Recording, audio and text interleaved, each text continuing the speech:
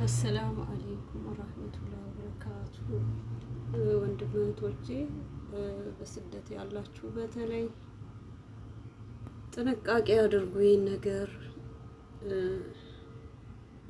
በዩቲዩብ መስራት የፈለኩት አብራኝ የምሰራዋ ፊሊፒን እያጸዳን እያለን አብረን እያጸዳን እያለን ድንገት ካቢኔት ውስጥ ትንሽ ወደ ላይ ከፍ ያለ ነው። እጇን ወደ ላይ ተንጠራርታ ይሄን ጀሪካን ወደ ታች ልታወርድ ስትል ትንሽ ይከፈትና ትንሽዬ ነው እየተረጨባት ማለት ነው። ከዛ ተቃጠልኩ ብላ ብቻ ጀሪካኑ መሬት ላይ አስቀምጣ ብቻ ሮጣ ውሃ ወደ አለበት ነው የሮጠችው። ወደ ኩሽና ውስጥ ኩሽና አቅራቢያ ነበርን ድንገት እና እኔ ከዛ እሷ እንደዛ ስትሆን በቃ እኔም ወተት ፍሪጅ ከፈትኩና ወተቱን አምጥቼ እጇ ላይ ጨመርኩባት፣ እንዳለ ደፋውባት ወተቱን። በረዶ ከፍሪጅ ውስጥ አወጣው፣ በረዶውን እጇ ላይ አረኩላት እና ልነግራችሁ አልችልም። በጣም በጣም በጣም እኔ እንጃ ያንን ጊዜ ሳስታውሰው እኔ እንጃ። እና ጊዜ አጥቼ ነው እንጂ ከሳምንት በፊት ነበረ ይሄን ቪዲዮ መስራት የነበረብኝ። እዛኔ ነበረ ምናልባት የእሷንም እጅ ማሳየት ነበረብኝ፣ ግን ምናልባት እሷ ፍቃደኛ ላትሆን ትችላለች። ብቻ እኔ ለእህት ወንድሞቼ ለጥንቃቄ ያህል ይሄን ነገር ስታጸዱ በምትሰሩበት ቦታ የምታዩ ከሆነ ጥንቃቄ እንዳትነኩት። ኢቭን እንኳን ለማንሳት ራሱ ኒንጃ ግላፍስ መጠቀም ያስፈልጋል። እኔ አሁን ፌስታል ውስጥ ነው ያለው እንደሚታየው። ወላይ ጀሪካኑን ራሱ እጀታውን መያዝ እየፈራው በፌስታሉ ነው ይዤ እንደዚህ ፌስታሉን ትንሽ እንዲታይና በደንብ ፎቶውን እንዳነሳ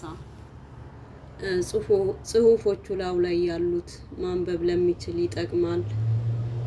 ስፓርክ ነው የሚለው፣ ክሊን ሹት ድሬን ኦፕነር ነው የሚለው።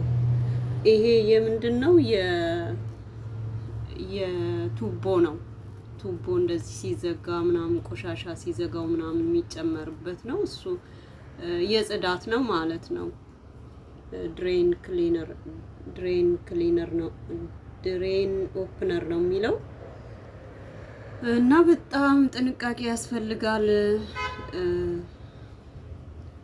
ድራይቨር ነበረ የሴትዮ ዘመድ ቤት እናት ቤት የሚሰራ ባለፈው መጥቶ ነበረ።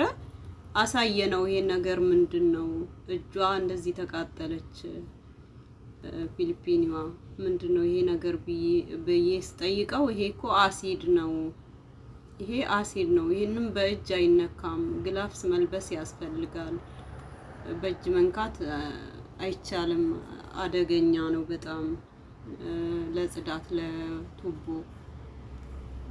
የሚያጸዳ ነው አለ። እና ጥንቃቄ ላችኋለሁ። ምናልባት በምትሰሩበት የምታገኙ ከሆነ እንደዚህ አይነት ነገር ጥንቃቄ ለጓደኞቻችሁም ሼር ብታረጉ ይጠቅማል ብዬ አስባለሁ።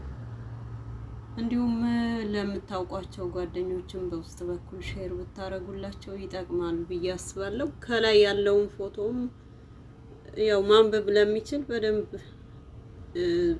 ጥንቃቄ ቢደረግበት ብቻ አላህ ይጠብቀን። ወላሂ እስካሁን እጇ እንደዛው በቃ ጠብ ብሎበት ከዛ ቀጥታ ልክ የሆነ እንደ ዘይት አይነት ነገር ነው፣ ቀጥታውን ነው በቃ ምንም መስመሩን ሳይስት እንደዛው ቀጥ ያለ መስመር እጇ ላይ ከዚህ እስከዚህ አንድ ስንዝር የምትሆን ያህል እጇ ላይ የሄደበት ቦታ እንደዛው እጇ ቆዳው ተልጦ ምልክት አድርጎ ነው ያለው። እስካሁን ድረስ አልዳነላትም ማለት ነው። ግን ደርቋል። ያው ጠባሳው እንደዛው ነው ያለው ማለት ነው። እንዳለ ነው ቆዳውን የገሸለጣት።